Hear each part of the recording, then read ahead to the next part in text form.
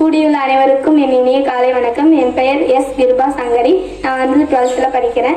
நான் படித்த நூலக புத்தகம் வந்து ஒரு மனிதனுக்கு எவ்வளவு நிலம் தேவை. இதை எழுதினவர் வந்து ரஷ்ய புகழ்பெற்ற எழுத்தாளரான லியோ டால்ஸ்டாய்.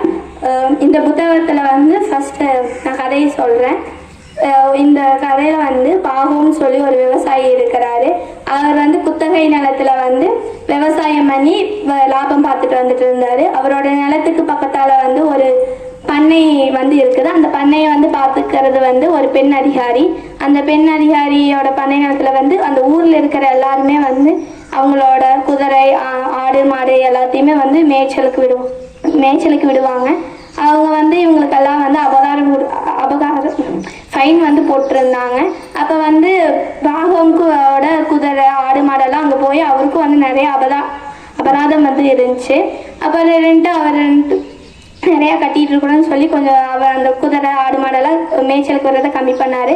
அதுக்கப்புறம் அந்த பெண் அதிகாரி வந்து தன்னோட பண்ணை நிலத்தை வந்து விற்றுட்டு நான் வந்து வேறு ஊருக்கு போகிறேன் அப்படின்னு சொல்லி சொன்னாங்க. அந்த ஊரில் இருக்கிற எல்லாருமே வந்து அந்த பண்ணை நிலத்தில் வந்து வாங்குறதுக்கு ஆரம்பிக்கிறதுக்கெல்லாம் போட்டி போட்டுருந்தாங்க. பாகவும் வந்து நிறையா நிலத்தை வந்து வாங்கி அவனே ஒரு பண்ணையாக பெரிய நிலமாக வாங்கினான். அப்புறம் அதில் வந்து நிறைய விளைச்சல் பண்ணி நிறைய அறுவடை செஞ்சு நல்ல லாபம் பார்த்தான்.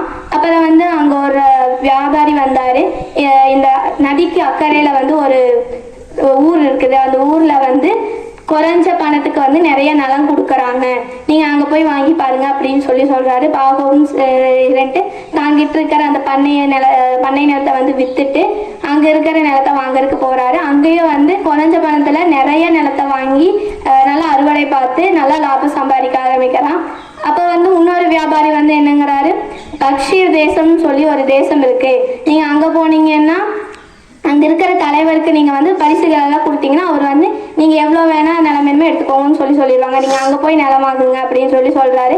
இவரும் சரி இருக்கிற நிலத்தை வந்து விற்று அங்கே போய் நம்ம குறைஞ்ச இதில் வந்து பரிசுகளெல்லாம் வாங்கி கொடுத்து அவர் நிலத்தை வாங்கிக்கலாம்னு சொல்லி போகிறாரு. அங்கே போனப்போ தலைவர் வந்து இருந்தார், பக்ஷீர் தேச தலைவர்.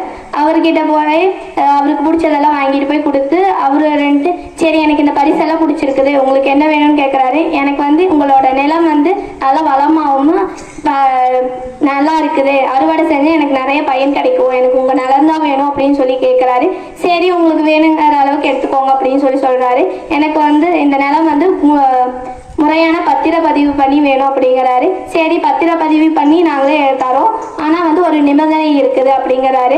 என்ன நிபந்தனை கேட்டப்போ அவர் இப்போ காலையில் சூரியன் உதயமானக்கப்புறம் நீங்கள் வந்து நடக்க ஆரம்பிக்கணும். நடந்து நீங்கள் எந்த அளவுக்கு நடந்து வரீங்களோ அந்த அளவுக்கு வந்து உங்களோட நிலம் இந்த மாதிரி தான் நாங்கள் வந்து நிலத்தை வந்து அளந்து உங்களுக்கு கொடுப்போம் அப்படின்னு சொல்கிறாரு. சரி நானும் நடந்துடுறேன், எனக்கு பிரச்சனை இல்லை அப்படின்னு சொல்லிட்டு நடக்கிறதுக்கு வந்து அவர் வந்து ரெஸ்ட் எடுக்க சொல்கிறாங்க. சரின்னு சொல்லிவிட்டு அவர் நைட் வந்து தூங்குறதுக்கு வந்து ஒரு அறை கொடுத்து நீங்கள் இங்கே ரெஸ்ட் எடுத்துக்கோங்க, காலையில் வந்து நம்ம நிலத்தை அளக்கறக்க ஆரம்பிச்சிடலாம் அப்படின்னு சொல்கிறாரு.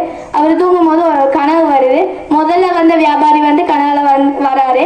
அப்புறம் அவர் வந்து மறைஞ்சு போயிடுறாரு. அடுத்த வியாபாரி வராரு, அவரும் மறைஞ்சு போயிடுறாரு. அப்புறம் இன்னொருத்தர் வந்து உட்காந்து சிரிச்சுட்டு இருக்கிறாரு. யாருன்னு பார்த்தா அந்த பக்ஷீர் தேச தலைவர். அப்புறம் நல்லா முத்து பார்த்தா வந்து அங்கே ஒரு பூதம் ஒன்று இருக்குது.